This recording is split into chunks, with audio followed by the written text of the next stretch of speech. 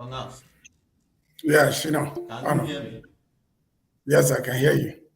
Can you hear me? I can hear you loud and clear. Can you hear me? I can hear you, but I can't see you. Oh, okay. It's a bit. I'm not using, okay, let me undo my camera. I'm not using this camera. I'm using Okay. another camera for the live view. So I would Okay. be switching Yes, over. I just want to be sure that you're clear Yes, I and can hear you. audible. So I Can think you hear you're me? Yeah. clear. Is I it can hear clear? you loud and yes, clear and audible enough. I can hear you, but I can't see you. Oh, Okay. okay. It's a bit. Okay. Good. Using That's what I just said. Let me try and share the slide. yes, I can hear you. Okay. Can you hear me? Loud and clear. So yeah, Okay. I can hear you, but I can't see you. so be sure that you're clear. Yes, I can Okay. hear you. Can you hear me? Let me. Is it clear? Do you have the link to the live? I can hear you, but I can't see you. Okay. No. You need to send to me. Okay, let me see if I have it by email. It's on your. No, it's not in my email account. No, it's on your WhatsApp. No, I need it in my email account. Let me Okay, see. let me do that. That's because I'm going to join. Let me. Do you have the link I'm to going to the join from my live? laptop. No, you need to send to me. Okay, let me see if I have it by email. No, it's not in my email account. No, it's on your WhatsApp. No, I need it in my. Still trying to figure out how to. I'm not used to Google Meet. We were Microsoft House still. Present, not my entire screen. It's a window. Okay, I should present a window. Let me send you the. No, I need it in my. Still trying to figure out how to. I'm not used to Google Meet.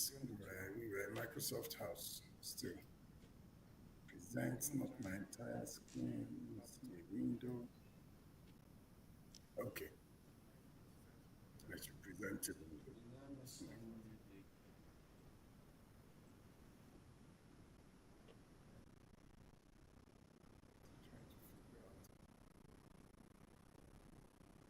I'm not used to Google Meet. We were Microsoft House. Let me change it. Present.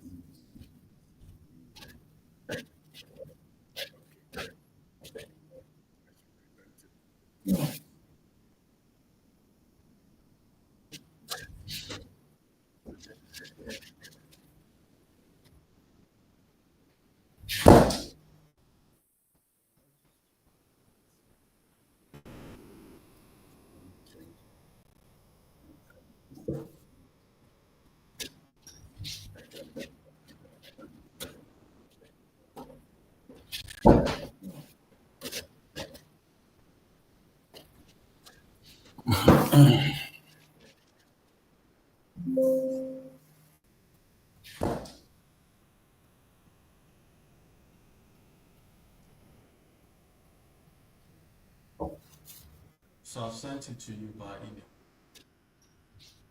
Okay. So that you can preview what it looks like. Okay. Let me leave this one then. I'll connect on it now.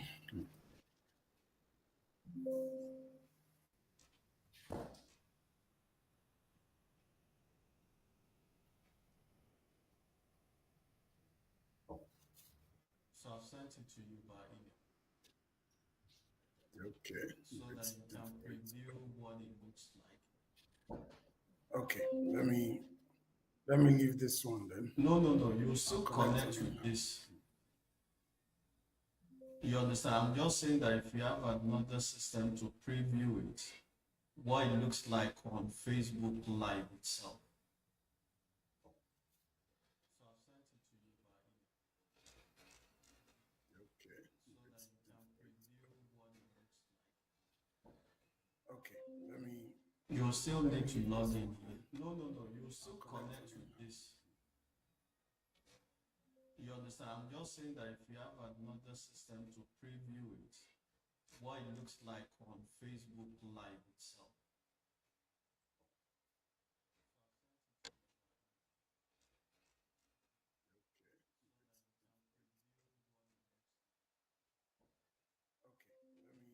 You still need to log in here. No, no, no. We have only 3 minutes to go, so you understand? I'm just saying that if you need to connect, preview it, what it looks like on Facebook Live itself.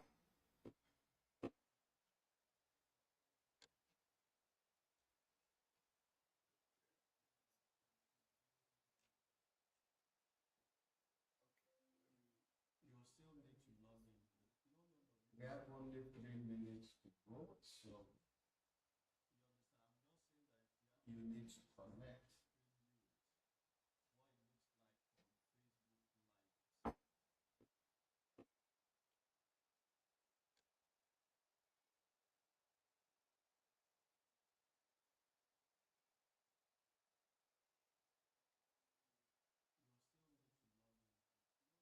We have only 3 minutes to go, so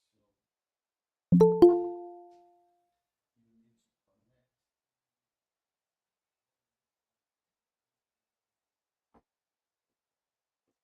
Yeah, okay. Motivate. Okay. Yeah. Can you hear me loud and clear? Yeah, I can hear you. I need Your your to. your video is also great, and Yeah. Let me see. I didn't complete my name sign in before I clicked enter. no, we would. It's already reflected on the live. Can you hear me loud and Okay. clear? Yeah, I can hear you. I need Your your to. your video is also great. Let me just be sure. Yes, we can Let hear me see. I didn't it. complete my name sign in before I clicked enter. So there seems to be like, okay, see, maybe it's on live that is coming later. There seems to be There's a a lag repeat. on Okay. YouTube, Okay. but Okay. it doesn't affect the recording. Okay. Do I need to have the YouTube on or I can close No, and just just so that it doesn't what's it called, name doesn't sign in before I disturb you. clicked enter? So there seems to be like, okay, see, maybe it's on live that is coming later. There seems to be There's a a lag repeat. on YouTube, Okay. but Okay.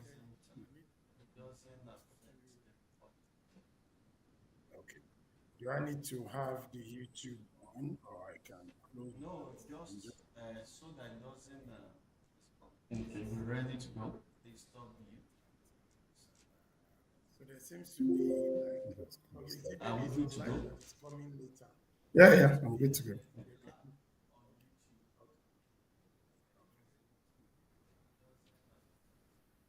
At the count of three, one, two, three.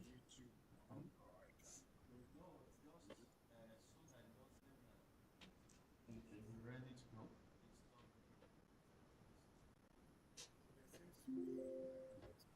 Are we good to go? Yeah, yeah, I'm good to go.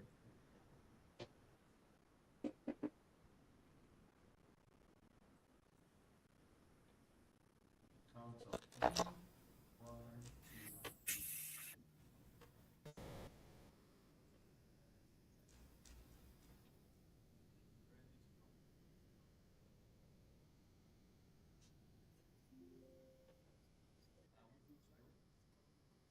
Yeah, yeah, I'm good to go.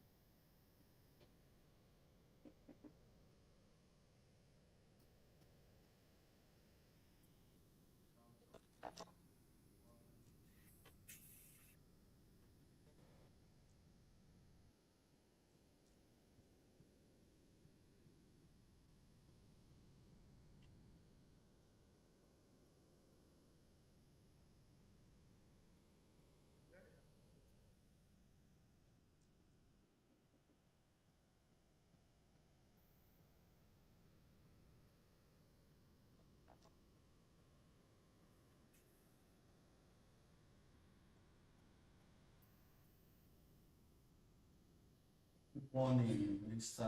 Lanre Onasanya. It's great to have you with us today, and it's a wonderful, wonderful morning in the city of Lagos, where we're reaching our viewers live and direct from the city of Lagos, the commercial capital of the Federal Republic of Nigeria, and the entrepreneurship capital of Africa. Today, we are dealing with the most important subject matter in the life of our nation, Nigeria. What do I mean in the life of our nation, Nigeria? Today, we're dealing with the army of entrepreneurs, freelancers, business people at various stages of their business journey in the country. And much more than ever before in the history of our nation, there is now a call for the army of those entrepreneurs that continue to add value across various sectors of the economy, for us to see how they increase their efficiency, they increase their agility, and they increase their productivity. And who best to do this other than the gentleman who's done this across Nigeria, Africa, and beyond? You're one of Africa's leading and most sought after business performance consultant and executive coach.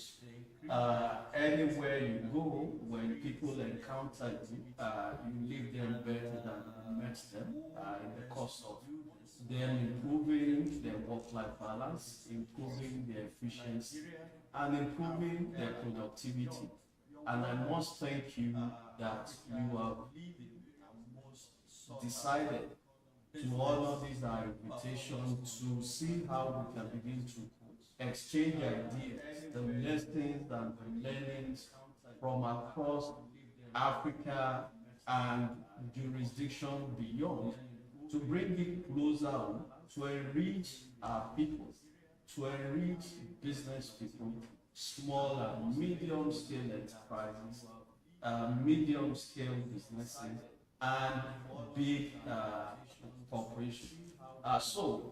First of all, let me first of all allow you to do an introduction. Of course, we've tried pre this event to introduce Mr. Lanre Onasanya in some of the pre-event publicity that we've done. But it would give me great pleasure to also allow you to introduce yourself to our audience. But before you do so, I would want to also use this opportunity on behalf of the great team at Technology Times to thank Mr. Lanre Onasanya for deciding to honor our invitation for us to come together today for this interactive session to see how we can begin to enrich the lives of millions of Nigerian entrepreneurs. We thank you so much.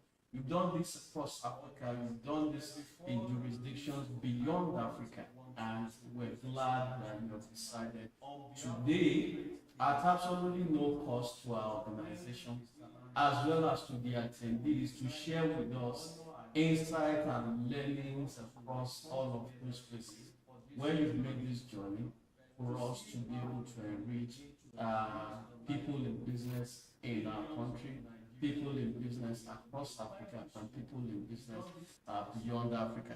So without much ado, let me quickly cross over to Lanre to basically give us some insight. What led you on this journey of productivity enhancement and business coaching and every other great thing that you've done? All right, thank you, Shino.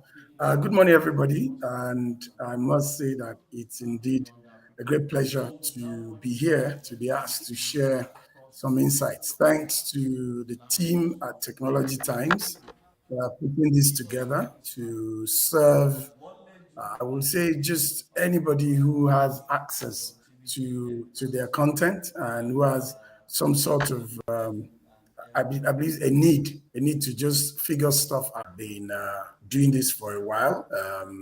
I mean, been around in the business world over 30 years, working in several industries.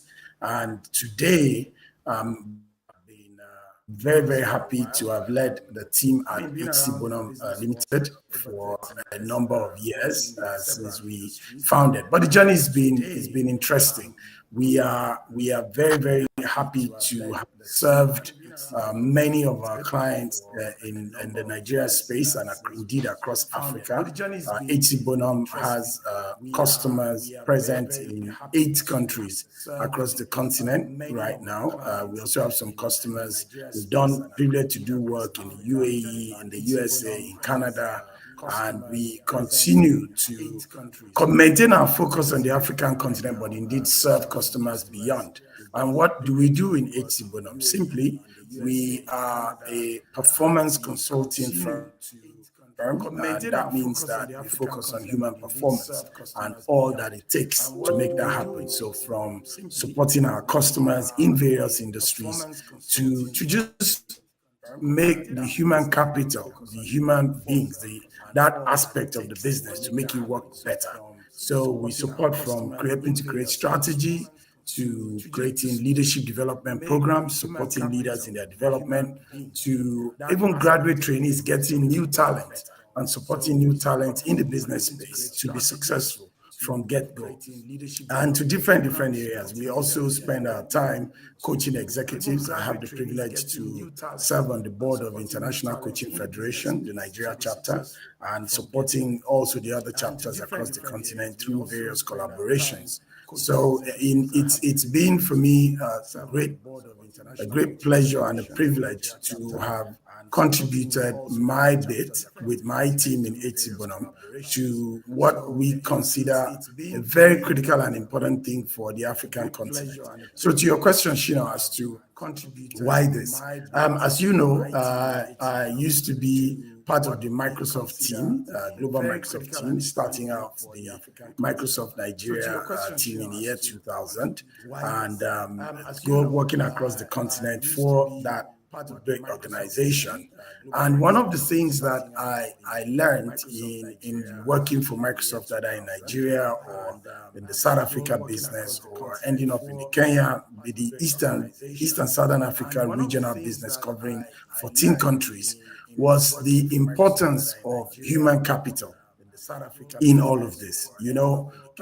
When you look at all that it takes to make a country or a continent grow or succeed, at the end of the day, it's about the quality of human capital. You cannot underestimate that. So having been in the technology space for many years and selling and sharing and supporting the development of many technology solutions, I started to see the piece that the human capital plays in even making those technology solutions successful.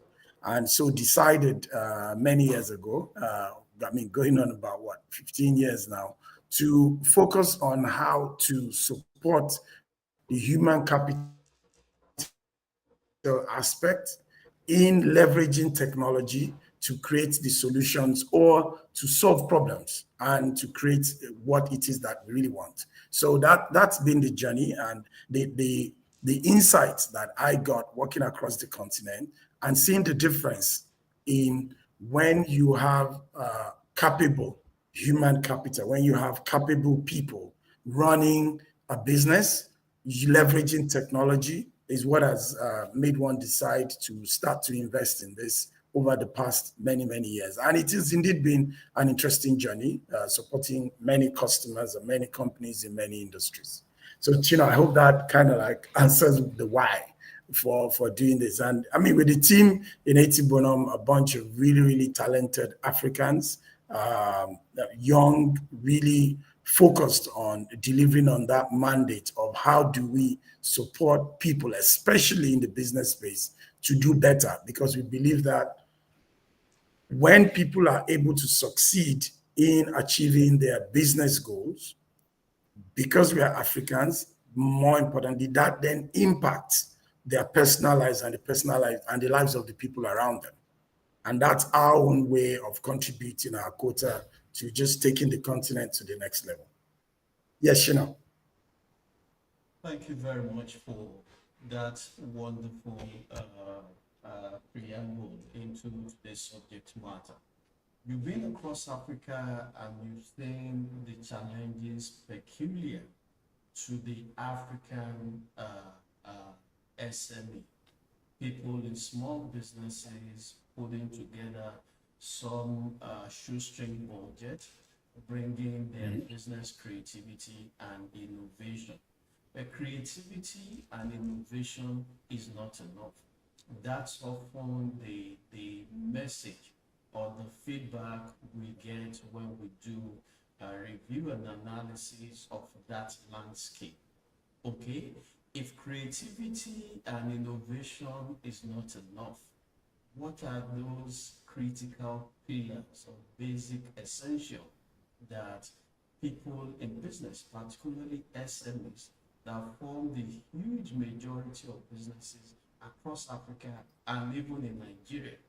What are those critical lessons of 2023 and beyond that they must get to come to terms with, beyond saying, oh, I'm creative and innovative, I was able to start this first? Over to you, Larry. Okay, yeah, Shina, so the thing is that it's having talent is very important.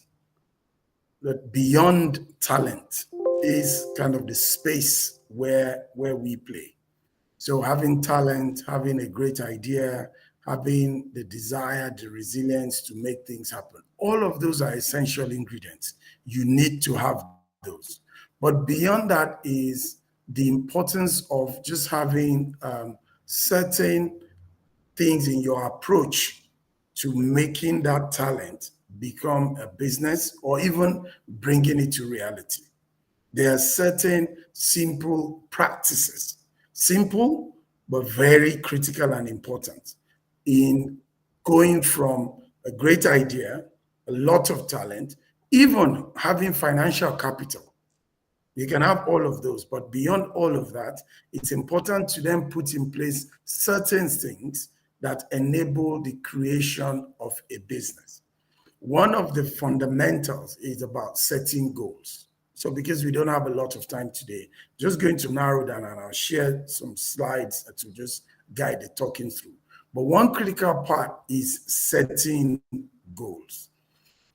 When you have this fantastic idea of what you want to do, it's important to articulate it into a goal that therefore is easier for you to track and follow what it is you want to achieve. More importantly, the people that are going to support you in achieving what it is you want to achieve. Because at the end of the day, no man is an island. No matter how talented or gifted or how much capital you have today in terms of finances, you still need people to work with you. And for people to work with you, they need clarity in what it is that you want to do. So setting goals properly, setting goals that support your effectiveness is one critical aspect of business. So I get the opportunity to speak to a number of people who either want to start the entrepreneurial journey or have been in it. And it's always interesting when we get to the point of talking about what are your goals? What are your goals for this business? What is your approach to setting goals? So it seems like they usually have some thoughts, they have some ideas, but the structure and the way that goal has been articulated sometimes makes a difference to how people are able to come with them to support them to make it happen. So, that's one area that I would say it's very critical, and it's one of the areas that I want us to look at today. If we do have time, so beyond setting goals, and setting it properly and communicating those goals to all who may be involved in making that business happen. There's also the cascading the goals, breaking it down, ensuring that the different parts of the business understand what it is we want to do and achieve part time, like on a quarterly basis, on a monthly basis, and down to a weekly basis. The second critical thing, it's about the ability to review and course correct, the ability to constantly know that no matter how good your goals are, no matter how well you may have cascaded those goals and broken it down into certain chunks, you must have that fourth element of reviewing and course correct. And in HC Bonum, we recommend a review on a weekly basis. So for any business leader, and indeed anybody that is part of a particular business or a set of goals, it's important to have a process where on a weekly basis you're checking to see how much you are on track to achieve the thing you want to achieve. What are the things you need to course correct or need to do differently if you are not on track? And even if you're on track, what do you do? So we recommend that big picture goal setting, which will be for a year, broken down into quarters and months, and then to have on a weekly basis a review process that you go through to put things on track. So, in a nutshell, those are two critical things. And if it's a good time, if you just let me know, if I can just share, is it a good time for me to share the slides that I have to guide us through talking through this? Okay, I think this is starting from, can you see my slide? Yes, please. Okay, good. So, this is just a brief intro of myself. I think this we already covered. Like I said, been doing this for 30 years and more. And also a brief intro of the organization that I work with, HC Bonum Limited. And this is who we are. Simply, we're very, very focused African performance consulting firm. Done work in all of these countries, like I said, and continue to support through our mission and our vision. We want to be that preferred, and we continue to support organizations to achieve more with their people through a number of ways. These are the different ways we do what we do, either consulting from in the performance management perspective, or coaching, or making your teams more effective. We always like to celebrate our customers. These are some of our customers. And see, they cut across the continent, they cut across various industries, and we're always happy to work with these great organizations to make a difference on the continent. We encourage people to connect with us, our website or LinkedIn, or even through Instagram, where intermittently we share insights into what it is that people can leverage to be more of who they want to be.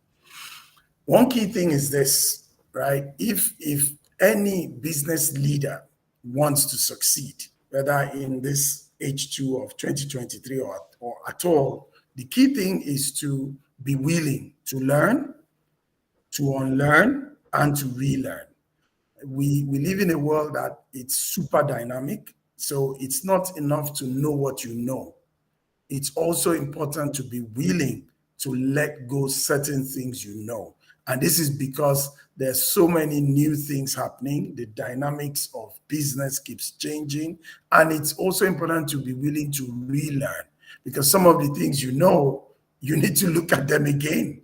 And if nothing else, just working with other people and ensuring that your human capital is delivering for you.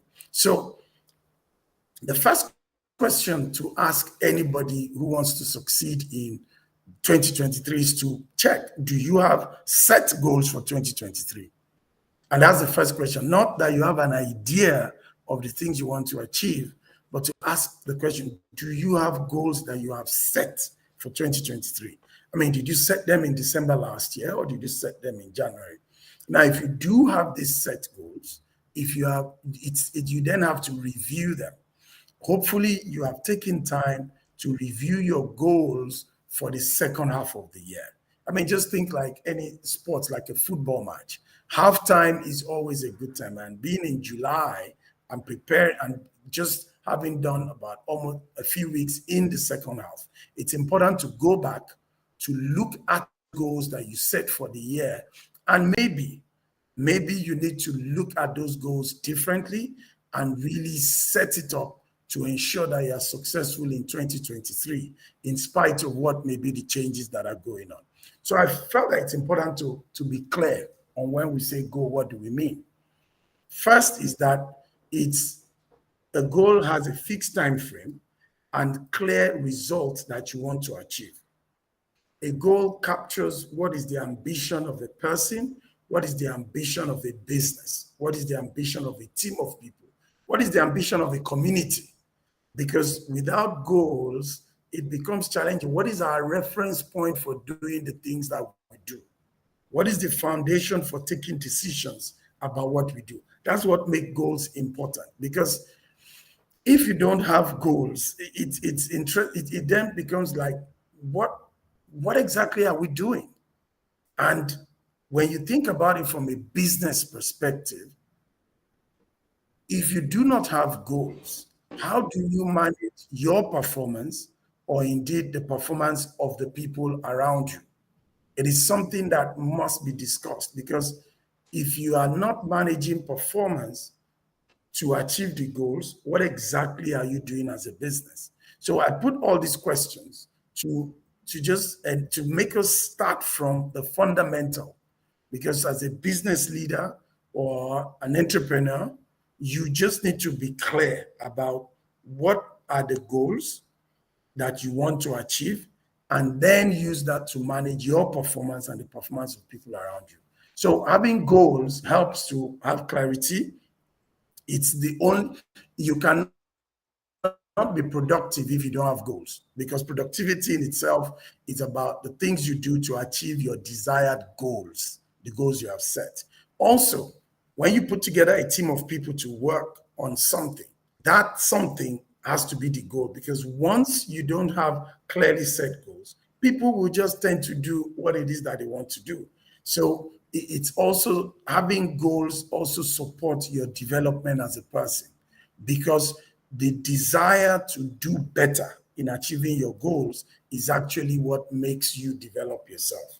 Mary Kay Ash said this many years ago and said that in the absence of clearly defined goals, it's interesting that human beings become strangely loyal to performing daily acts of trivia.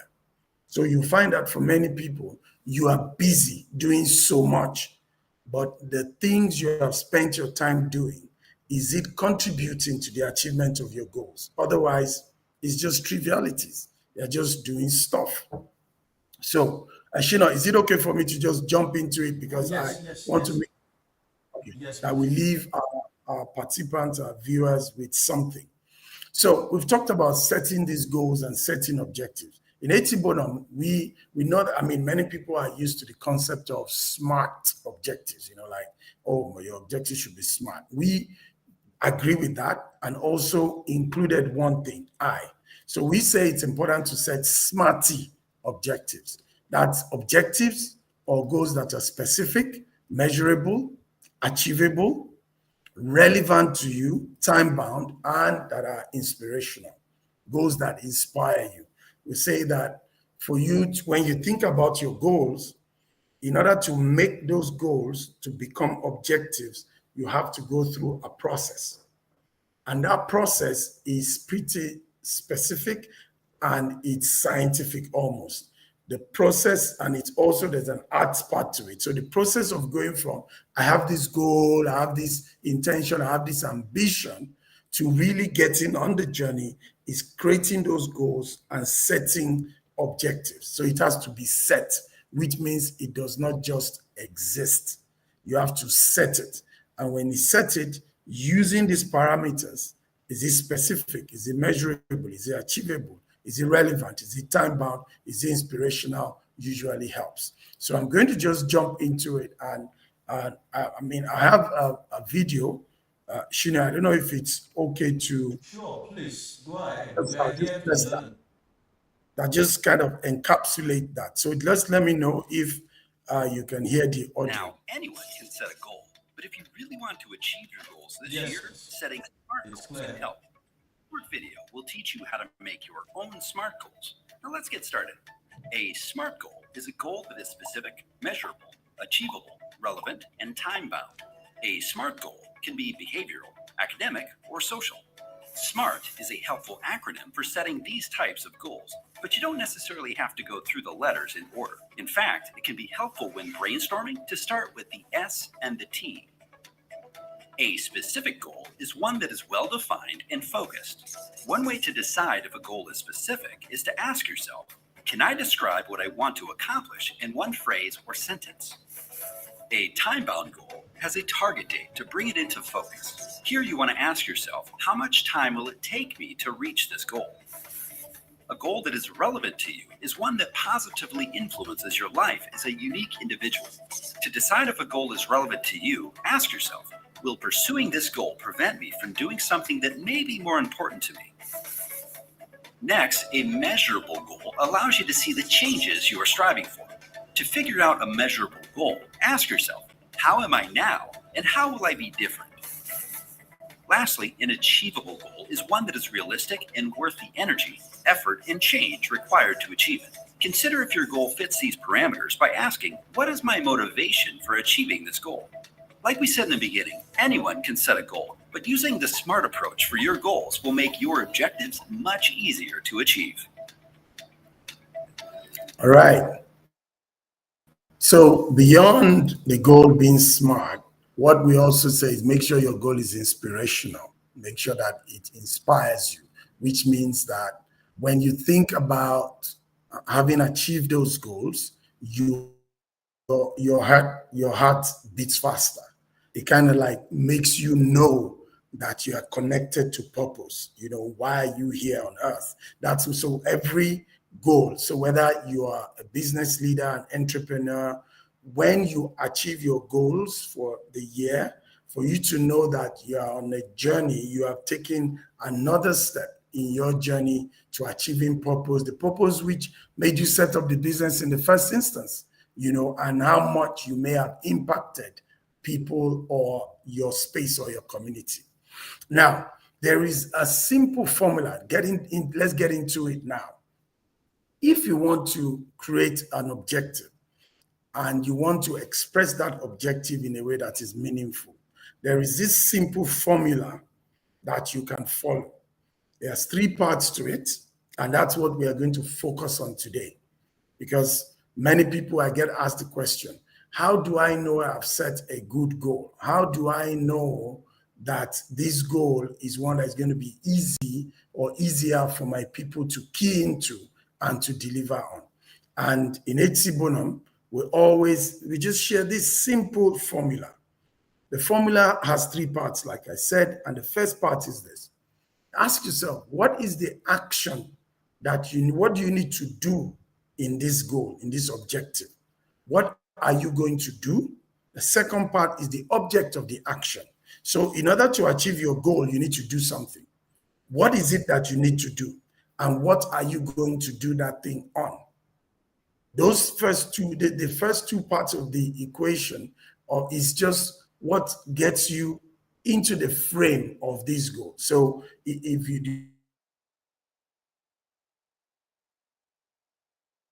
do you want to increase cost? Do you want to build or complete 3 projects? You know, there's something you are going to do. Do you want to, even on a personal basis, do you want to lose weight?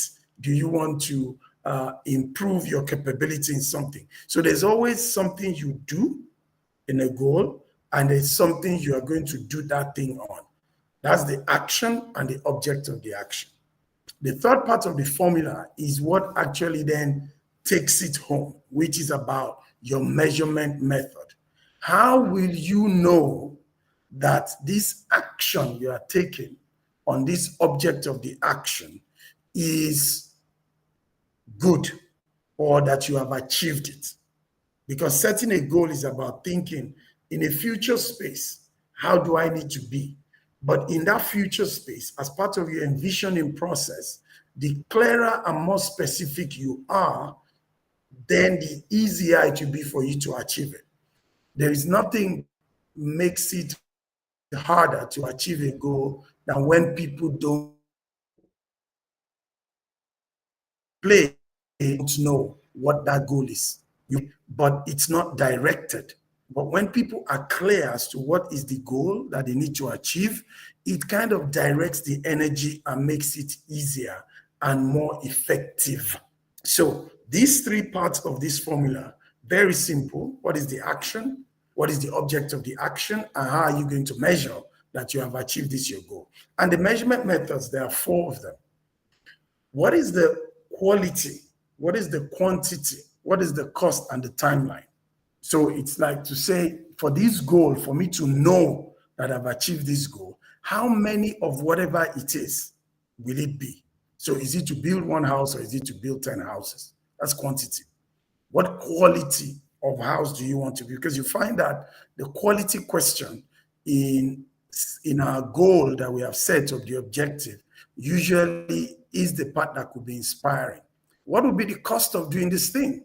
Because if you don't have cost, then you can't really track how much is too much, and then when do you want to have this achieved? So I have an example here that can help us to think through this. But if you are watching this, I will say use this formula.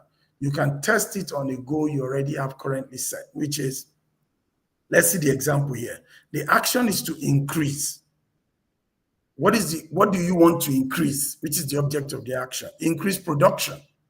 That's it. You want to increase production. That's the objective. But to make this objective better and clear is to measure it. Now, how are we going to measure this increase in production? By when do we want to increase production? Say this year. Let's say increase production by December 2023. Now, what quantity of increase in the production is the objective?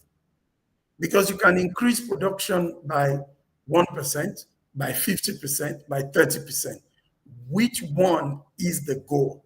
So in this case, we say increase production this year by 10% over last year. So if last year was 100, we want to have 110 this year. If last year was 50, we want to have 55 this year. So this goal, this objective of this business this year is to increase production by 10% over last year. So that's the timeline. Now, you can increase production by 10% over increase. The way to measure, there are different ways to measure quality. In this instance, is that 10% increase over last year should be done while keeping the reject rate. So you're manufacturing something, you're producing. Say there could be reject in terms of the ones that do not meet the quality standard. So you say, I want to increase production by 10% over last year, but I want to be sure that there is not more than 1 out of every 1,000 produced that is rejected, which means I want to have, for every 1,000 I produce, 999 meet the quality standard. That is the quality measurement. And in terms of cost, increase this production by 10% over last year, keeping the reject of this, then I will have achieved my objective. Now, what makes this interesting? At any point in time, as you go through the process of increasing production, you can check how you are doing using these measurement methods. Am I in line to achieve 10% by the end of the year? So whatever goal you may have set for 2023, you already spent half of the year. Where are you relative to your ultimate objective? It does not mean you are 50% of the way. When you set a goal for a year, you have a sense of where you need to be at the end of every month. Are you on track for that?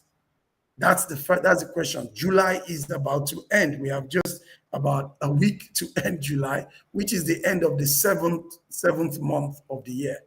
Where did you intend to be relative to your goal for the 12th month of the year? by the end of the 7th month. So these are, so timeline, what quantity do you want to have had? What's the quality that you wanted to maintain? And are you still in line with the cost? So using this simple formula it makes a huge difference in setting goals, not only for you as an entrepreneur or business leader, but it also makes it easier when you are discussing this goal with the people that support you, your direct reports, your partners, your vendors. So anytime you are discussing a goal, the clearer people are on what the goal is, the easier it is for them to achieve it. I know we're going to take questions later, so I'll be looking forward to your questions around this formula or this approach to setting goals. I have a few examples as well on the screen, which I've used this formula to also set goals. So the first example, reduce transportation expenses. Reduce is the action. Object of the action is transportation expenses. These are like typical goals for a business, especially considering what it is that businesses have to deal with across the continent now. So reduce transportation expenses, action, object of the action, by 15%, that's the quantity, within the first half of the fiscal year, that's the timeline, whilst maintaining current delivery timelines, which is the quality. So we don't want to reduce transportation expenses and not achieve the current delivery timeline. That's the quality. And then to improve net income. That's the ultimate objective. The second example is to close. Close being the action. Close what? New client deals. Close new client is that the object of the action. How many new client deals do you want to close? 3. That's the quantity. What is the timeline? End of first quarter FY 2023, right? To achieve revenue target of 20 million, which could also be a quantity, and maintain 25% profit margin. That's the quality goal. That's the quality goal. So we don't want to close new deals that don't have a profit margin of 25%. If you notice in this second example, there is no cost measurement. And that example, I've used it to let you know that the measurement methods, though there are 4 of them, we recommend that at least you get 3 measurement methods in your goal. Sometimes a particular measurement method may not be super critical to that goal, but it's a frame of thinking. It's a frame of thinking about your goal, because if you ask yourself, what are the measurement methods to ensure that this goal is what I want, then you can check through each one. So those are examples, and we'll be looking forward to your questions. The key thing is this: what gets measured gets managed. If you can't measure something, you cannot improve it. You can only improve what you can measure. Just think about it. You cannot improve your revenue unless you've measured your revenue. You cannot improve your profitability unless you are measuring your profitability. You cannot improve your profit unless you are measuring your profit. You cannot improve how you are reducing expenses unless you are measuring that. So measurement is a critical part of goal setting and a critical part of performance, of driving performance. So that's in a large nutshell is goal setting. And this is a critical and important part of achieving goals. You need to set the goal, but beyond setting the goal is setting the goal in a way that ensures that you are able to measure, track, and monitor yourself towards success. So that's the first part. I'm going to stop sharing for a bit, just to, I don't know, can you see? I stopped sharing to just give a break to that process, and hopefully our audience have been able to grab something from that, and we can test using the formula. Thank you very much, Larry, for. If we went to Harvard, I'm not sure that we could have gotten it better. There are lots and lots of people across various stages of their entrepreneurship journey watching us across the world. But more importantly, for our fellow entrepreneurs in Nigeria, we are at a critical phase in the history of our nation, where there's a call on those army of entrepreneurs to be able to continue to add value in terms of creativity, in terms of innovation, in terms of efficient and productive contributions to our economy. You've highlighted some of the key parameters for measurement and goal setting and all of that. From your experience across Africa and other markets and jurisdictions, what have you seen that basically accounts for challenges that businesses, that particularly small businesses, with being able to ensure that they not only set goals, but they're constantly keeping track of their goals? And there's one a very important concept that I learned from you from way back. Please, in explaining or giving those answers, please engage with us on the concept of course correction. When in the middle of the year, if we set business or corporate or some other life goals at the beginning of the year in January, and we're in the middle now, we take a look back and say, oh, I'm still very far away from realizing this 2023 goals. How can we do course correction? Thank you. Thank you, Shina. So the key thing is, you see, being an entrepreneur, I will say, for you to choose to be an entrepreneur, it means that some people say you have to be crazy to want to be an entrepreneur, because, but I think it means that you are a visionary, means you're able to see something that does not exist. One. Two, you choose to go on that journey to create. I mean, look at you, Shina, what you have done with this organization, Technology Times. I remember when this was an idea for you. I remember when it was just a vision you had, and this was many, many years ago. And yet you decided you were going to step into it and create this thing. So the process of being an entrepreneur, you have to realize, is that you are creating something out of nothing. Now, in order to do that, you then need to set goals to make this something out of nothing to become something, right? Now, when you have envisioned, you have set the goals that will take you there. There is no way you are going to get to where you want to go without facing challenges. So challenges are what entrepreneurs eat for breakfast. Every day you wake up as an entrepreneur, there's a challenge. There is something you need to solve. And that's why entrepreneurs have to be leaders. And one thing that leaders do is solve problems. Otherwise, there's no need to be a leader. And when I say leader, I mean business leader, community leader, political leader. That is what you do every day. You wake up and you solve problems. And you solve problems that move you more towards the goal or the objective. So as a business, as an entrepreneur, you have set certain objectives. Because if you solve problems that move you towards your objective, because otherwise there wouldn't be problems. That is, traffic is not a problem unless the traffic is preventing you from getting to your meeting on time. That's what makes traffic a problem. Otherwise, it's just a bunch of people who are on the road. It's not a problem to you if you don't have anywhere to get to.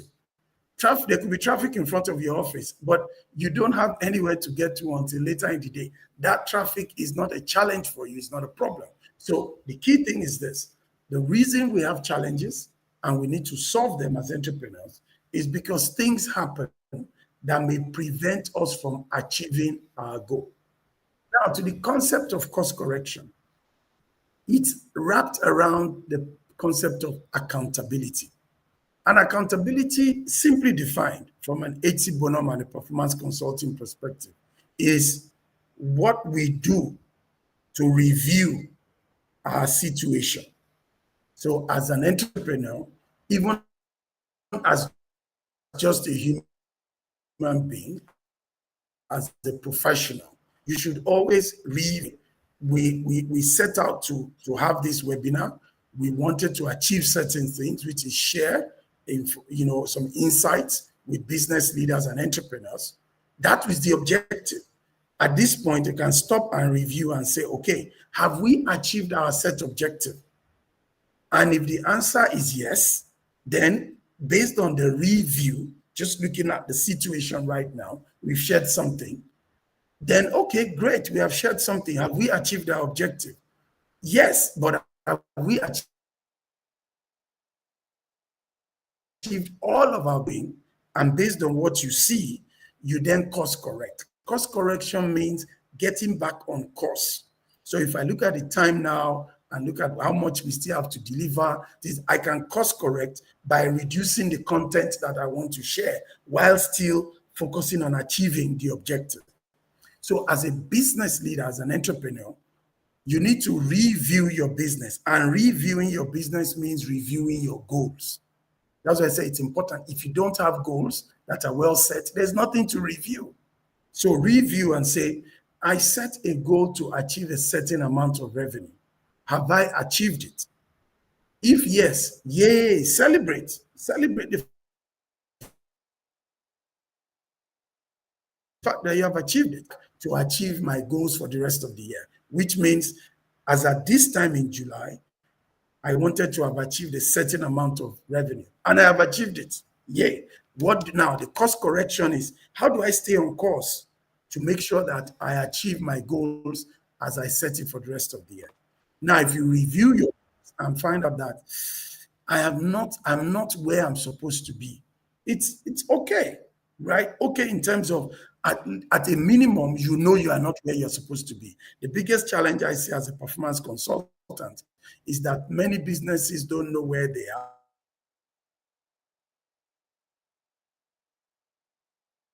Review. Now that you realize you are not where you want to be, the question is, what will you do to get back on course? That's the course correction. Correct yourself to be on course to achieve your intended objective. So it's about accountability. Accountability has two parts: review and course correction. If you review and you don't course correct, you have not been accountable. You cannot even course correct without reviewing and going back. And reviewing means you review relative to your goals. So you see how it all ties together. Now, in the dynamic world that we are in Bonum, we recommend a process of doing this review on a weekly basis. So you set goals for a year, you break it down into quarters, then you narrow down into a month. So what do you want to achieve in the month of July, right? But the month of July is 30 days, 4 weeks. You don't wait until the end of the month of July to course correct. And that's why we recommend on a weekly basis. Now, some people say, oh, I can also course correct on a daily basis. Yes, you can, but you'll find out that the time and space you need for course correction sometimes on a daily basis is too narrow. There's only so much you can do in a day in terms of course. There is, but when you look at it from a weekly perspective, which means you are narrowing down your planning to weeks. Every week, what do you intend to achieve? So the concept of the weekly review, we find as one of the most powerful behavior that a leader, entrepreneur, or indeed any professional can have. This weekly review is a meeting with yourself. It's probably your most important meeting for the week. Of course, other meetings, you are meeting with customers, you are meeting with suppliers. Those meetings are good. But if you don't do this meeting with yourself to actually get yourself set up and check, this meeting with yourself, which usually takes about an hour and a half, and I recommend to everybody, block time in your calendar. Block time now. Choose which day is the best day for you to do this exercise. Morning, where you check yourself to say, okay, are my goals in view? Because remember, if you set your goals and you don't keep them in focus, you just put it aside. And many people have that challenge as well. They're like, no, yes, I set my goals, right? But is it in focus? Are you working your goals? They're like, well, so the key thing about a weekly review is that it lets you notice what's working and what should you course correct. Now, what are the steps to completing a weekly review? Because like I said in Bonum, we like to keep it practical. We don't just talk concepts.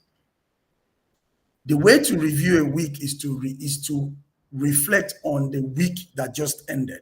I mean, today being Tuesday, right? There's what you did last week. So what are the things you do? You take a time, you stop and look at, what did I do last week? So typically for me, I do this on Sunday. So I go back and look at, what did I do on Monday? And because I use my calendar, my Microsoft Outlook calendar, I must say, to plan my time, I actually go back and look at it, and then maybe my notebook, and look at, what did I do on Monday actually? Okay, I had my team meeting, I did this, I had the meeting. Is there anything from what I did on Monday that I accomplished what I wanted? Oh, yes, I did. Celebrate. Is there something that is outstanding from that Monday? It's okay. It is a week is good because you can still remember. If you are trying to remember what you did last month, chances are that you won't. But if you look at it on a weekly basis, what did I do on Monday? Which meetings did I achieve? What promises did I make? What goals did I want to achieve for Monday? If you achieved it, celebrate. If not, acknowledge that disappointment, which means, Monday, I wanted to talk to Sheena, or I did not. Okay, make a note of it. Look at Tuesday, look at Wednesday, look at Thursday, look at Friday, look at Saturday. So that's what I do. Every day, I look at my calendar and say, what did I intend to achieve? That is what did I intend to achieve. Sometimes you find that you achieved something that was not even in your plans. That's good. Celebrate that. But also acknowledge the things that you intended to achieve that you did not achieve. Very important. When you have done that for the entire week, which means that you have taken time to review your week, look at your week again. Now, in that review, you also identify, okay, is there something I did well? Maybe the fact that I left early for my meeting, or I went to this meeting with my materials ready. It's you. Learn from yourself, because you don't only learn from others. Sometimes the best person to learn from is yourself. Identify what are the things that you did that worked well. It's very important. And then identify the things you need to do differently. Please make sure you identify the things you did well first, because many people tend to only learn from their mistakes. I say, don't only learn from your mistakes, also learn from your successes. Because when you think about what you did to be successful, then you can think about how you are going to do it again, or apply it even in a different circumstance. So please don't only learn from your mistakes, learn from your successes. And that's what the concept of a weekly review. Now, after you've reviewed the week, which means you've celebrated your accomplishments, you've acknowledged disappointments, you've identified things that you need to do that you didn't do, and you've identified the things you did well. At that point is now the time to go and look at your goals. At that point, you stop. So you've reviewed last week. You are clear on what needs to be done from last week. Now go and look at your goals, the goals you set for the year, for the quarter, and for the month. When you look at the goal, then you can see, that's when you track and monitor. Am I on track? So maybe you have 5 goals. Am I on track with my goal 1, revenue? I'm not on track. What am I going to do? Make a note of that. Check your second goal. Oh, you are trying to lose weight. Oh, you wanted to be more in touch with your family. Am I on track? Okay, maybe I need to call my cousin. Make a note of it. Reviewing the week and reviewing your goals are 2 critical aspects of the weekly review. What did I do last week? What are the things that are important to me on a big scale, the big picture? When you review the 2 and you capture actions or activities, the things you need to do, then you have completed a key part of review. Now, the process of course correcting is then you planning next week. Because remember, now you have a week ahead of you that is an opportunity for you to get back on course. So your course correction is for the entire week. Sometimes it can be beyond the week, but at a minimum, plan your next week, which you then say, what am I going to do on Monday? Sometimes you have things you already scheduled. It's your opportunity to determine, are those things really priority? Should I really be doing them? You check, you have to tell yourself. You have to, it's an opportunity to prioritize again, because now you have a list of things that has come from you reviewing your last week and you reviewing your goals. Now you have a list of the things you need to get done. Now compare that to what you had planned, and you choose, is this a priority for you? Just like Shina said, during this session with me, I decided on Sunday that this is a priority. It's important because in my line of work, I think it's important to always give back, to always share what we are seeing. So it was decided that this is priority for this time. Tuesday morning, I'm going to be here. This is the best use of my time right now. And then there are other things I will do. Just that, oh, Monday I'll do this, Tuesday. What time on Monday will I do this? What time on Tuesday? And you better be using a calendar, a digital calendar, whichever product it is, it doesn't matter. I use Microsoft Outlook, and you can, of course, figure out why. But using that calendar and seeing, this is my plan for the week. So constantly, I'm reviewing my week because I have a view of my week, not just a view of my day, a view of my week. Now, when you finish planning your week, I guarantee you are going to have this sense of achievement already, because now you know. Now, the beauty of planning a week is that there could be certain things you want to do on Tuesday that you missed. You can still get it done on Thursday. The important thing is, on a weekly basis, am I achieving the things that I want to do? So what you may want to do, if you've done this week, this weekly review, is to have a report for yourself, which means whichever way you want to do it. What are those things that you want to do? What is your view of it? Can you look at it? Can you see it? So I can share with you that I've been doing this for many, many years. I've been doing this since 2001, this weekly review basis, every week, thinking about what did I achieve last week? What are my goals for the month, for the quarter, for the year, and therefore what is my plan for next week? I can tell you that it's not every time that you achieve everything you want to do in the week, but at a minimum you can track. Did you achieve 50% of your intentions? Did you achieve 80% of your intentions for the week? And on a weekly basis, you can track. I assure you one thing, the more you are achieving what you intended, the more successful and the more productive you are. But let's do it on a weekly basis. This is the critical aspect. No matter how well you set your goals, if you are not reviewing and monitoring how you're tracking, you just have a great idea. But reviewing on a weekly basis, I have found, and I've shared this with so many professionals and leaders, that they have come back to say, yes, this process makes a huge difference to my ability to achieving what I want. So, Shina. Thank you very much. That, yeah.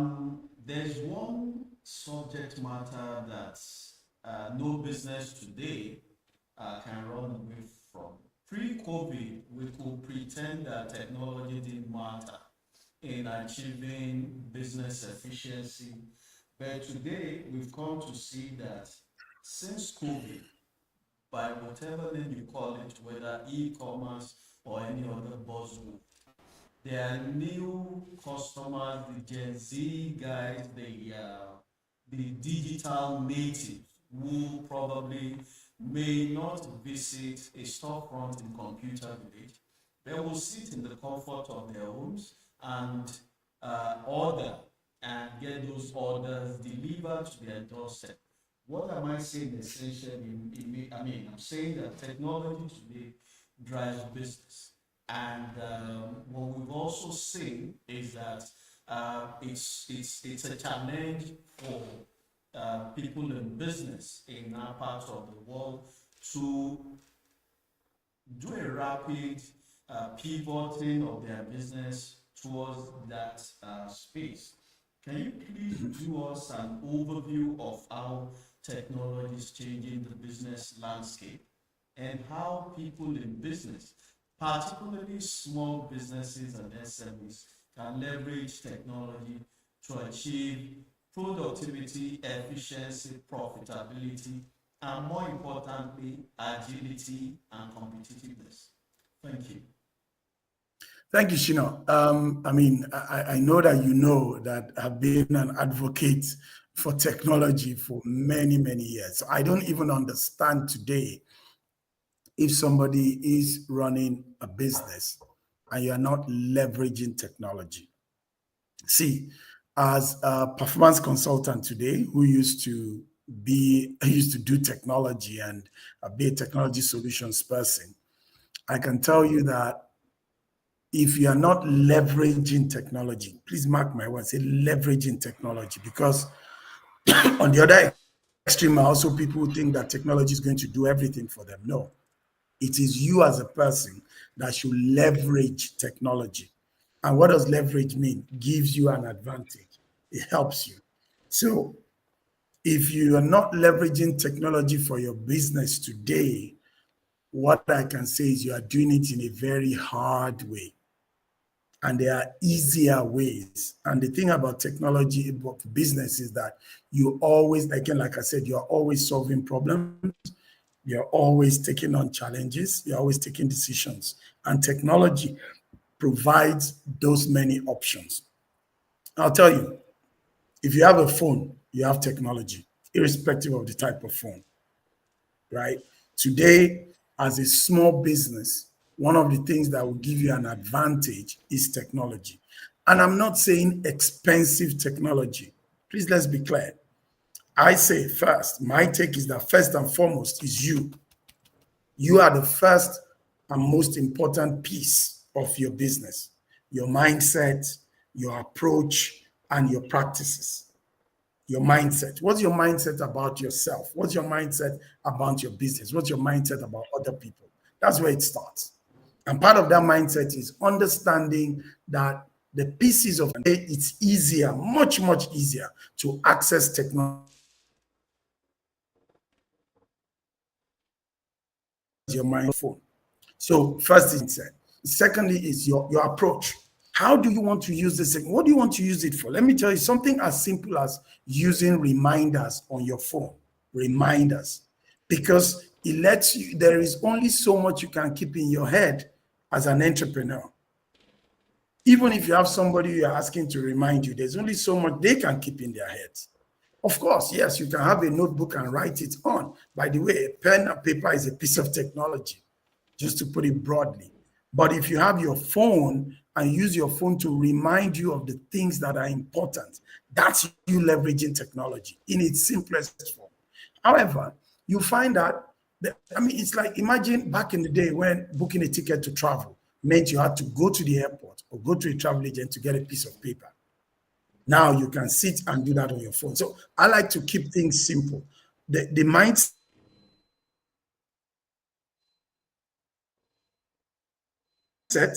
right, thing is that what is in your business today, whatever your business is, what can you do in an easier way that generates more revenue for you, reduces profit, or what we call increased performance? What can technology do? Something as simple as doing things virtually. Like Shino said, COVID, before this, some of us had been doing things virtually, but I know that COVID brought a lot more people into the fold of accepting that doing things virtually is okay. It's not everything you can do virtually, but there are those things you can. So in thinking through technology, I would say for every entrepreneur, for every business leader, it's about you stepping back. And during your weekly review is a good time to actually do this kind of thinking. What can you do with technology? Is it managing the database of your customers? Because sometimes it's like, I don't have this and that. No, if you have any spreadsheet, Excel or any other type of spreadsheet, you can manage the database of your customers. It's as simple as that. Technology is not only the big things.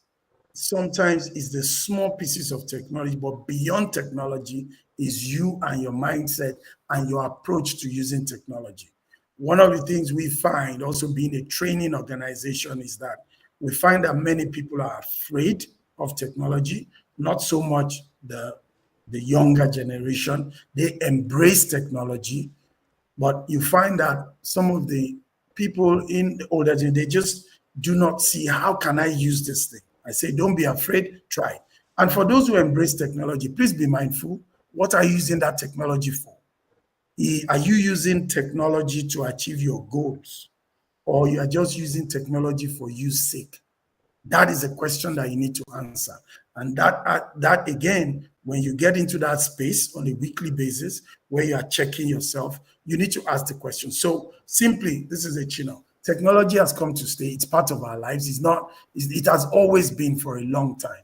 The difference, in my opinion, is that now we are much more as individuals or as leaders in control of the technology than before. And the fact that you are able to control the technology also means that you are able to better suit it to achieve your goals versus somebody else's, or you're just using. So key question, are you using technology?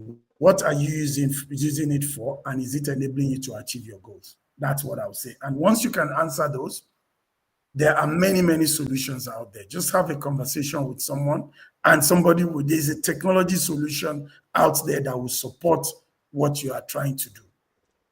That's it, Thank you I hope very that much, Lanre. answers the question. You've talked extensively about technology. You've talked extensively about setting goals. You've talked extensively about looking at the first half of the year and trying to and adopting the usually very time-proven techniques and strategies for course correction and all of these things. The important question I would like to ask you is: we've seen a number of businesses across our landscape start up and all of that, and then they fizzle out of the game. How can people in business, because increasingly you're finding out that there's need for more and more people to go into business, either they're looking for an extra stream of income, or like they say, side hustles and all of that. How can you do this and do it sustainably, proficiently, and profitably along that entrepreneurship journey? Okay, I'm like they say, because I'm very careful about quoting data. It is said that 1 out of every 5 businesses that start, don't last up to 5 years or something of the sort, especially small and medium businesses. But definitely, yes, it's true. We find many businesses closing up, especially when economic times are hard, as it is now, generally on the continent and specifically in Nigeria. Here is my take. If you want to start a side hustle, you want to be an entrepreneur, the first question you must ask yourself is this: what problem am I solving? It is just a simple thing. Are you solving a problem? And what is the problem I'm solving? 2, who are the people that have this problem? Who are they? Right? So, I mean, there's so many challenges around us on this continent, man. There's so many challenges. You see, many. So it's around you. That's why I said, to be an entrepreneur, you have to be visionary. You have to see a problem, see how you can solve it, and see how you can create value from it. Now, that value could be money, could be service, could be whatever, anything else. It's up to you. But are you solving a problem? And who are you solving the problem for? Those are the fundamental questions. Now, how are you going to solve this problem in a way that people are willing to pay you for solving that problem? So there are many. I've had the privilege to talk to many entrepreneurs. I mean, I talked to a guy once who started a dry cleaning or laundry business. And he said it was simple. I noticed that people go to work. I'm in a very urban metropolitan area. People don't have time to do their laundry. And I decided to solve that problem. Like, okay, good. How much are you going to charge for solving this problem that will reward you for the value you are giving the people? Solve problems, think of value. The thing you are doing, do people find it valuable? How much value do you put on what you're doing? How much value do your customers put on what you're doing? Many people tend to think price. I encourage value, because you'll notice that no matter how tight things get, people still pay for value, whatever that value is. People will still pay for value. People will still eat. People will still move around. There are still those things that people will spend the money they have on, because those things are valuable to them. Now, the challenge is this. If the service you are providing is not a priority for people, which means they do not really connect or see the value from it, then that will be one of the things that will go away from their list of what they prioritize as valuable that they put their money into. That's what happens. If you have many people providing the same service and yours is not of superior value, even if you charge a lower price, ultimately people are going to switch to the one that has more value. Because if it's not of value, the value that delivers what they want, they may pay a lower price, but they will get disappointed. And disappointment is something that people don't forget. So, in terms of this challenge of businesses starting, businesses folding up, I think this is something that's always happened. It has been. But also, we must also not forget there are businesses that have stood the test of time. There are businesses that have remained around. What is it about those businesses? I think that businesses who take time to review and course correct. This is what I know. And you'll find that so long as you continue to review and course correct, what you started out as your original business idea may not be what is your current business idea. Or it may be the same business idea, but you have been able to course correct and figure out different and new ways to do what you do that adds more value to your customer and therefore increase and sustain what you're doing. So for me, sustainability is very connected to accountability. Being accountable yourself, which is reviewing and course correcting. So long as you are reviewing and you are course correcting and you are thinking through. I get to coach many business leaders that you find that they are such staunch and strong believers in their idea of what their business is that they are not willing to course correct. That sometimes is the challenge. You believe because you can see people are doing this and they are making money from it. Yes, they are. But that does not mean you can make money from it, because you may not be doing the same thing as they are doing. So I would say to sustain a business means that the leader of that business, the entrepreneur, must be willing to review and course correct. If your ultimate aim, objective, goal is to serve a particular group of customers, give them value in exchange for money, then you have to constantly review and course correct that. Are you still delivering value to this set of people? Is your value now desired by another set of people? That approach, that mindset of always thinking through and being willing. So there was a time it was easy to just import stuff, bring it in, sell to people. And the advantage or the value that was provided is access. The ability to access something from a different client, bring it into your client, and being able to sell it to people who otherwise did not have access. Technology has changed that game. Now everybody has access, but some people have to bring it, even though those people still have access. The process of bringing it, especially if it's a tangible good, has still remained. Hence logistics. Somebody needs to bring it. So now it's no longer you selling it to them, it's you bringing it. So people who maybe were selling before may have pivoted into now bringing it. I just use that as a simple example. Whatever is your business, the business of training, there was a time that training meant putting people in a classroom.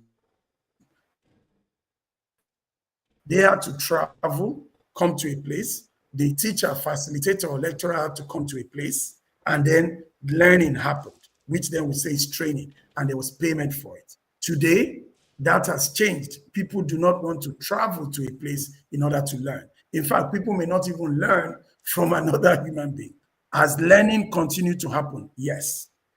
As value, people continue to deliver value through learning, yes. But is it happening the way it was happening before? No. So to those who course corrected, figured out a way to still deliver value, they are the ones that have sustained their business. So, Shina, that's my thinking about sustainability. It still goes back to reviewing and course correcting. Thank you very much. In the course of your answer, you did dwell in part on. Are you there? Can you hear me? Yes, I can hear you. I'm here. Great. I said in the course of your response, you did dwell in part on the importance of leadership, and that naturally takes us to the next question, being on May 29, the leadership of our country fell upon President Bola Ahmed Tinubu. And in his inauguration speech, he did indicate that that his administration will accord priority to the digital economy as a rail for job creation. Specifically, he did mention the creation of 1 million jobs across the nook and cranny of Nigeria.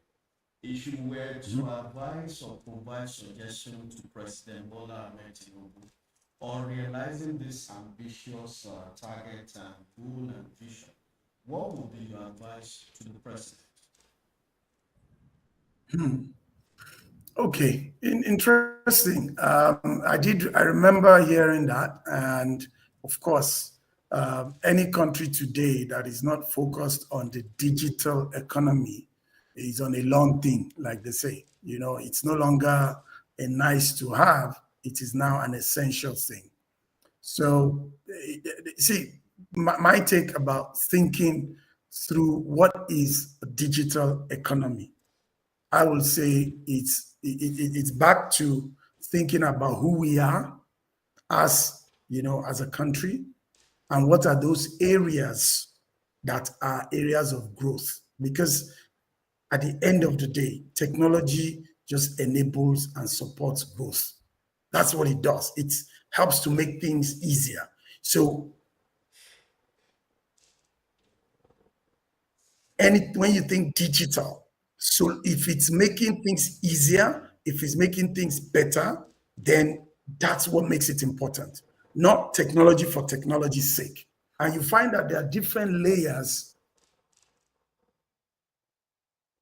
to enable. So I will say, if I were to advise, there needs to be a group of people who are focused on the digital infrastructure. The digital because infrastructure is like building a road. When you have a nice road that is built to a particular area, it's not just access to the area, even opportunities start to come up. So first thing is the digital infrastructure we have as a country. Today, our digital infrastructure runs on the cellular network and now fiber network. There are many private companies that are operating in that area. There are things like, you know, I would say simple things like, you know, the ease of doing business.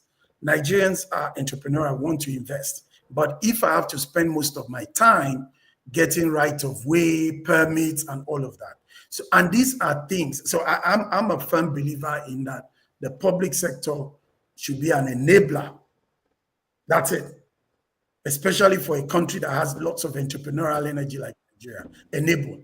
I will say, if we do reforms in the public sector to enable things like, because even if I want to be an entrepreneur and I want to invest in the digital infrastructure of the country, one of the biggest challenges we face sometimes consulting for companies like this, in addition to the people, is just the ease of doing business. So if it is something that can be done, how can we make it easier? And let me tell you my take on it. when people say government, this government that, I tend to think differently. Who are the people in government that are causing these problems? It's usually not the president or the minister. People say, yes, ultimately they are accountable as leaders. I agree. But it is fellow Nigerians who are involved in that process of granting these permits or doing these things that is business. Those people, there needs to be some accountability around that. There needs to be, they also need to have goals, KPIs. Because I find out sometimes what is the challenge is that people do not understand what is their goal by being in a particular seat. So reforms around ease of doing business that support building a digital infrastructure. It is challenging, but it is not impossible. It's a specific focus on what are the things that we need to do to enable businesses in building a digital infrastructure. From a government perspective, is permits. Because once you have permits, funding, I don't think funding is the challenge because there's access to funding. I happen to have the privilege to consult for a number of infrastructure companies. They have, in terms of solving their human capital problems, but I also see these challenges from public. So that's the first thing. Second thing I will advise is when we're thinking digital economy, what exactly is that? What is that? I would say 3 areas: agriculture, and I know there's a focus. How can an agriculture, the people who say agriculture, what is technology going to do in agriculture? Sometimes I get that question. It's not so much the planting. Oh, there's technology in terms of farm equipment and information. But the ease of getting things that are grown and produced somewhere to the place where the market is, that's one. Going down the value chain, this thing has been produced. How can it be made in a way that it's easy to be stored or is processed? That value chain. So agriculture as an area. Then for me, when I think digital economy, I would like to the areas of growth, entertainment in terms of movies, in terms of music. Today, Nigerians are excelling in these areas. Let's take music. It is a business. It is something that resides on it is part of the digital economy because music is mostly distributed through streaming, right? And it is something that people will consume and something that as Nigerians we export. But just think about it in terms of infrastructure. How do we grow that industry from supporting it from a digital economy and also the infrastructure? Where is the infrastructure to have big time concerts, right? So I say, if you want to look at digital economy, let's look broadly. So where is the infrastructure? We have stadia across the country, but those stadia are not effective. Bottom line, there are very few many stadiums. Go to almost every capital in the country has one, but it's not an effective one. It's not being properly utilized. I'm not saying make it modern and all of that, but a stadium is a place where you gather people to share with them a service or a product, and they are willing to pay for, right? But think about the process of bringing people together, the process of payment, the process of logistics. These are all things that technology can play a part, but there needs to be that product and there needs to be that location. Just as an example, think of sports. If you think about it, Nigerians invest a lot in the Premiership, in Bundesliga, in La Liga. Nigerians are investing in that. They are emotionally invested, therefore they follow through with their money. If we create the same product can be created in our country, and it's exciting some of the things that are happening, but it's simple. You need people to come. Now, digital economy is how do we use the technology to enable those things to happen? People need to go there. They need to transport themselves there. When they get there, they are going to eat because people are just focused on watching Manchester United and Arsenal play. But do we think about all of the business that is happening at the background? Do we think about how much is being paid for the right to view that thing? When you go to a viewing center and you pay, you are paying to see a product. When you drink or eat while you are viewing, you are also paying, you are supporting that product. So for me, the digital economy is about how do we first focus on the infrastructure, then how do we create those products? Nigerians will create the products. Government just needs to provide that enabling environment. So the ease of doing the businesses that ride on the digital economy. Because digital economy is generally just economy, in my opinion. Because there's no aspect of life today that you don't have technology playing, whether it's oil and gas, whether it's banking or financial services, whether it's entertainment, whether it's sports. I mean, when you see technology at play there. So the thinking through the digital economy primarily is the infrastructure. Secondly is creating things that enable creation of products that the digital systems will drive and therefore drives the economy. And also the final part, the people. How do we support people? So digital economy for me also connects to education. What kind of education are we giving?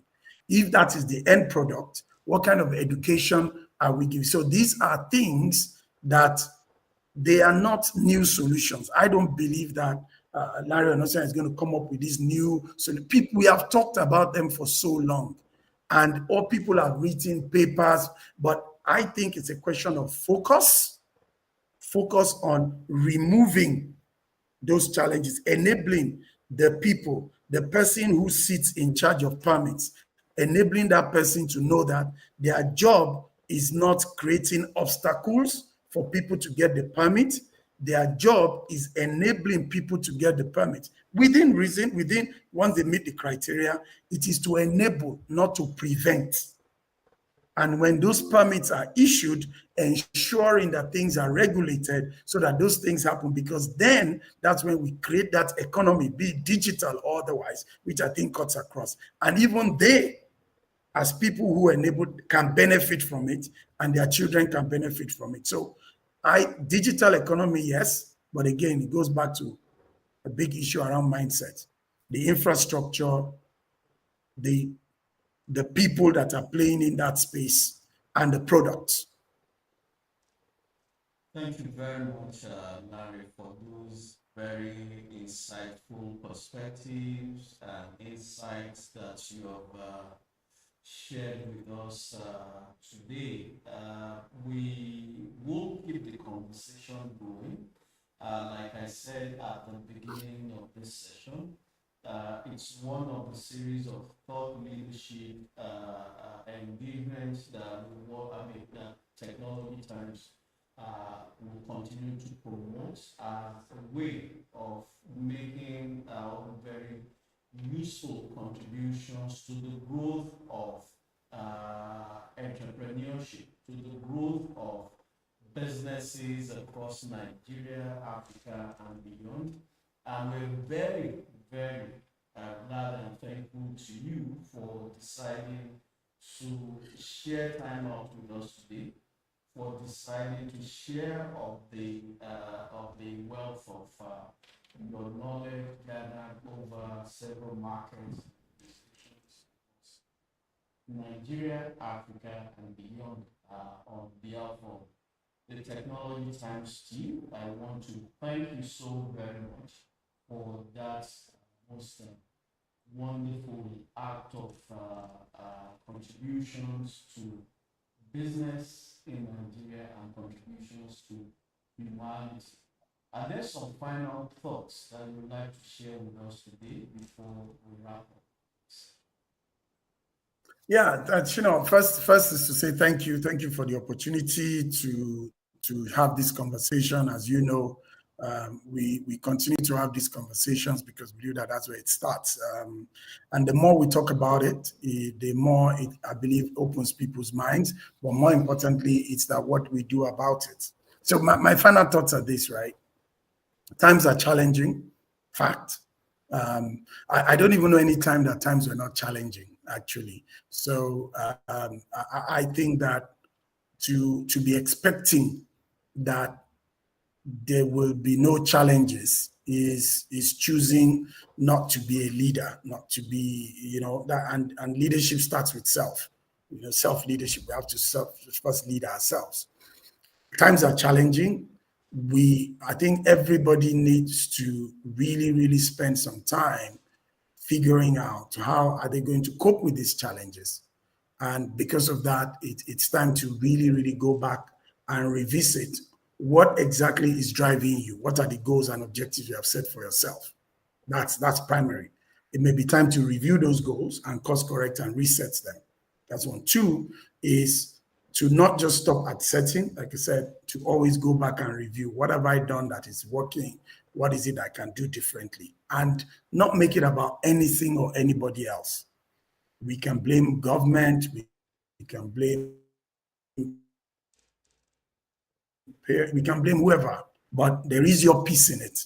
And that's my thing. What is your piece in it? Your piece, you owe it to yourself to at least make sure you are positioning yourself to be better at this game. Again, things are tough, but it's something that should just make us tougher. So my final thoughts are that everybody needs to own and be a leader in their own space. With the few tips that I've shared, I hope that it kind of makes it better and easier and more effective for us to cope with whatever it is that we want to cope with.